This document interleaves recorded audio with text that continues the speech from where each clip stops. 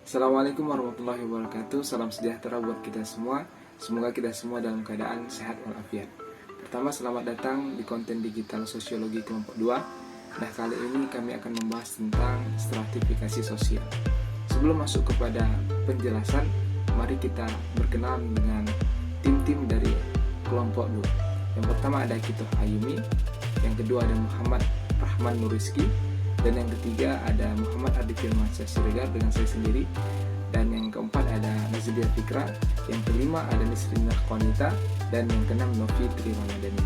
Dalam sebuah masyarakat, stratifikasi sosial akan selalu terjadi, baik kamu sadar maupun tidak. Nah, kamu sudah tahu belum sih apa yang saja yang mencakup stratifikasi sosial?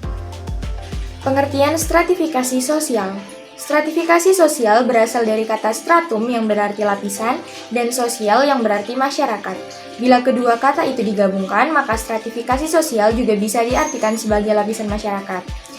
Jadi, stratifikasi sosial merupakan pengelompokan para anggota masyarakat secara bertingkat atau vertikal. Nah, setelah kalian mengenal apa itu pengertian dari stratifikasi sosial, sekarang kamu penasaran gak sih apa aja fungsi dari stratifikasi sosial itu? Nah, di sini aku bakal jelasin beberapa fungsi dari stratifikasi sosial. Yang pertama ada distribusi hak istimewa yang objektif. Nah, maksudnya gimana sih?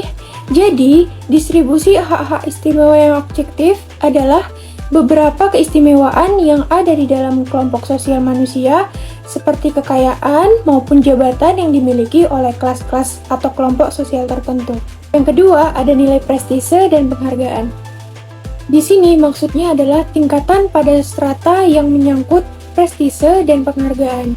Misalnya nih, pada seseorang yang menerima penghargaan atau gelar atau kebangsawanan dan sebagainya, maka dengan penghargaan tersebut, ia memiliki stratifikasi sosial yang berbeda dari individu lain yang tidak menerima penghargaan. Nah, yang ketiga itu ada kriteria sistem pertentangan. Jadi, maksud dari kriteria sistem pertentangan ini adanya kondisi masyarakat di mana terjadinya pertentangan antara posisi kelas yang perlu dilawan dan ditentang. Nah, misalnya ada kelas sosial yang di bawah, ada kelas sosial yang di atas. Posisi itu menentukan kesejahteraan dan apa yang disebut sebagai kualitas hidup. Nah, kualitas hidup di sini itu mengacu kesejahteraan masyarakat. Nah, ketika kesejahteraan yang nggak merata, maka akan terjadi semacam pertentangan atau konflik pada kelas yang diuntungkan dengan posisinya. Nah, selanjutnya adalah simbol status atau kedudukan.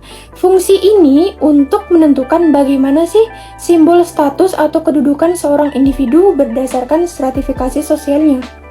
Tingkatan tersebut itu berdasarkan bagaimana peran posisinya di masyarakat atau kedudukannya dibanding dengan orang-orang lain.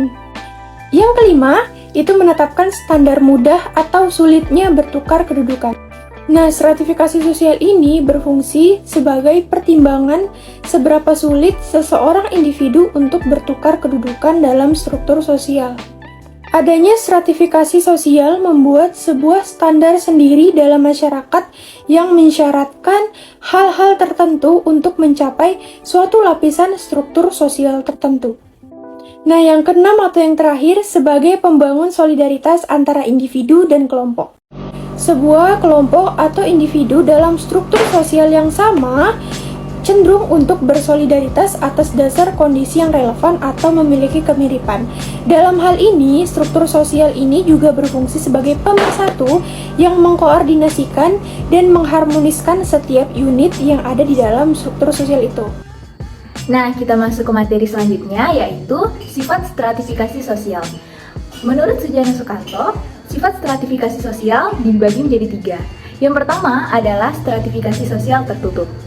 Dari modul sosiologi, stratifikasi sosial tertutup bisa membatasi kemungkinan seseorang pindah dari satu lapisan stratifikasi ke lapisan lainnya. Misalnya, seseorang yang ingin berpindah dari lapisan atas dan sebaliknya. Sistem lapisan sosial tertutup seperti ini, jalan masuknya hanya melalui kelahiran. Contoh seperti stratifikasi sosial yang ada di India yaitu kasta. Yang kedua adalah stratifikasi sosial terbuka. Sistem lapisan sosial seperti ini memberikan kesempatan kepada semua individu untuk naik ke lapisan sosial yang lebih tinggi. Mereka bisa naik karena mempunyai kemampuan atau kecakapan, dan sebaliknya. Individu juga bisa turun lapisan karena rendahnya kemampuan dan kecakapan yang ia miliki. Dan yang terakhir adalah stratifikasi sosial campuran. Stratifikasi sosial campuran adalah perpaduan dari stratifikasi sosial tertutup dan terbuka. Contohnya adalah kaum Sudra yang bertahan di tengah masyarakat yang memiliki sistem kasta, sehingga dia tidak bisa mendapatkan kedudukan terhormat. Cara mengubah kasta bisa mendapatkan kedudukan terhormat adalah pindah dari tempat satu ke tempat lain yang tidak mengenal sistem kasta. Contoh stratifikasi sosial. Berdasarkan sifatnya, berikut contoh stratifikasi sosial yang ada dalam kehidupan sehari-hari. Yang pertama, contoh stratifikasi sosial tertutup. Masyarakat beragama Hindu menganut sistem kasta dalam lapisan masyarakat. Dari kasta tertinggi ada kasta Brahmana, Ksatria, Waisya, dan terakhir Sudra. Sistem kasta ini sudah ada sejak kehidupan sosial dilahirkan. Adanya sistem kasta membuat lapisan terendah tidak bisa naik kasta. Namun ada pengecualian jika individu ini berada pada kasta di atasnya. 2. Contoh stratifikasi sosial terbuka. Stratifikasi sosial terbuka bisa naik dan turun kelas sosial. Penyebabnya karena seseorang membutuhkan usaha secara tekun, rajin, dan memiliki prestasi sehingga naik kelas sosial lebih tinggi. Contohnya seorang karyawan bisa naik jabatan menjadi manajer karena dia rajin dan loyal. Selain itu, karyawan tersebut menguntungkan pihak perusahaan sesuai bidangnya. Stratifikasi terbuka ini juga bisa membuat seseorang turun dari status sosial sebelumnya. Penyebabnya karena dia kurang gigih, kurang berprestasi, dan malas dalam berusaha. Contoh stratifikasi sosial campuran, masyarakat yang tinggal di tempat yang memiliki kasta bisa pindah ke tempat lain. Contohnya, masyarakat Bali tinggal di Jakarta. Dia berupaya mendapatkan kedudukan sesuai dengan kemampuan tanpa kasta. Contoh lainnya yaitu, jabatan tinggi di pemerintahan bisa diduduki oleh masyarakat umum sesuai kriteria tanpa melihat kasta sosialnya. Dasar stratifikasi sosial. Pada umumnya, terdapat beberapa dasar yang biasa dipakai dalam menggolongkan beberapa anggota di dalam masyarakat ke dalam suatu lapisan tertentu. Beberapa dasar tersebut diantaranya adalah sebagai berikut. Yang pertama, kekayaan. Kekayaan berupa harta benda, barang berharga, bisa dilihat dari jenis kendaraan, rumah, pakaian, kebiasaan, dan gaya hidup. Dalam kehidupan sosial, seseorang yang memiliki penghasilan tinggi akan membangun rumah mewah, sedangkan seseorang yang berpenghasilan rendah akan membangun rumah seadanya. Yang kedua, kekuasaan. Kekuasaan adalah kemampuan seseorang mengendalikan pihak lain. Kekuasaan bisa bersumber dari keturunan. Contohnya, anak yang lahir dari keturunan bangsawan akan memiliki kekuasaan lebih tinggi di dalam lingkungan sosialnya. Umumnya, orang yang berkuasa menempati lapisan sosial tinggi dalam masyarakat. Yang ketiga adalah kehormatan. Ukuran kehormatan mungkin saja terlepas dari ukuran kekayaan ataupun kekuasaan. Di sini, seorang individu yang paling disegani dan juga dihormati akan menempati posisi teratas. Ukuran semacam ini masih banyak kita jumpai dalam masyarakat yang masih menjunjung sistem tradisional. Biasanya mereka merupakan golongan tua atau mereka yang pernah berjasa pada masa lampau atau dalam kesehariannya. Yang keempat, ilmu pengetahuan. Ukuran ilmu pengetahuan digunakan oleh masyarakat yang menghargai akan ilmu pengetahuan tersebut. Namun, ukuran tersebut seringkali menyebabkan munculnya hal-hal yang bersifat negatif. Sebab ternyata bukanlah mutu ilmu pengetahuan yang menjadi ukuran, namun gelar dari kesarjanaannya.